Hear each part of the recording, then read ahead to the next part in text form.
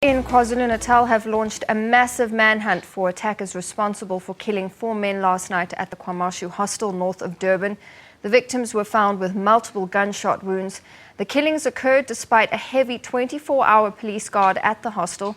The Department of Community Safety in KwaZulu-Natal says more police reinforcements will be added to monitor the situation. So let's get an update now on this story. Our reporter Ayanda Mhlongo is in KwaMashu. She's standing by. Ayanda, good afternoon to you. This is a terrible development occurring at a time when there were strong signs that this area was stabilizing, especially with government investing time and resources to bring about peace at the hostels.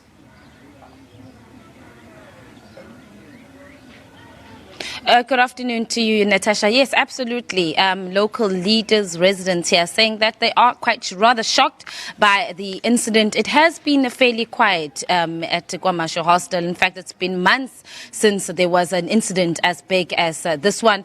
Aside from the normal criminal acts, crime continuing, but not to the scale. They are certainly a shock. You spoke about the interventions. Yes, absolutely. There has been a lot of work that has been put into the hostel by residents as well as government.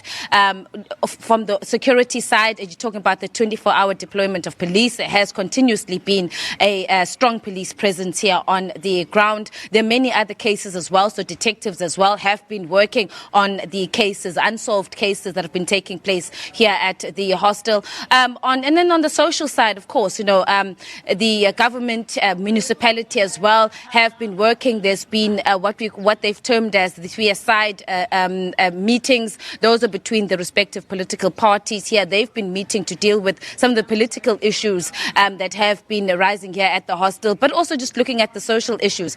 You can just see behind me, Natasha, it's an area that has a lot of shacks. It's very, very cluttered. So residents have in the past have been really concerned and saying that there needs to be decent housing.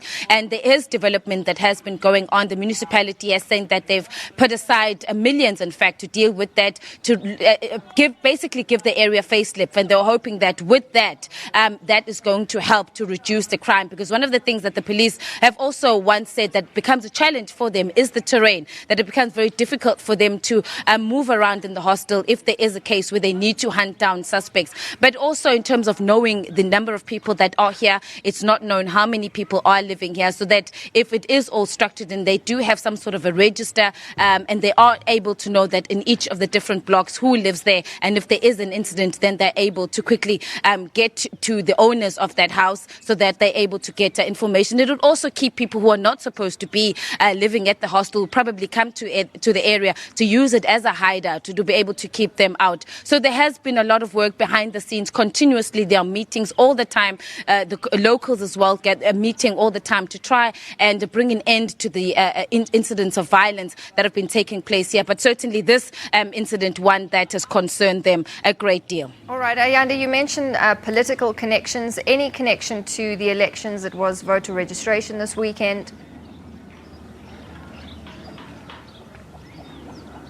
Well, no, Natasha, this one, although the police have said that the motive is not known at the moment, but they said to us that they can confirm the information that they have gathered so far is that there is no political link. In fact, yesterday, the voting stations, there are 4 voting stations in this ward, they opened and the processes continued. People came out to register. That went smoothly. And then, of course, just the day being marred by this incident, a provincial task team has now been put together to investigate. And the manhunt, as you have said, is on. We understand that there are 4 suspects that police believed are behind this, and they are now searching for them. There is also now a heavy police presence on the ground, and those police are going to stay. The detectives, as I speak to you, they are still at the scene working on information that is coming through to them. But they have certainly said to us that no, with the information that they have, there is no political link. All right, Ayanda, thank you very much for that update. Our reporter Ayanda Mhlongo from the KwaMashu hostel in KwaZulu-Natal.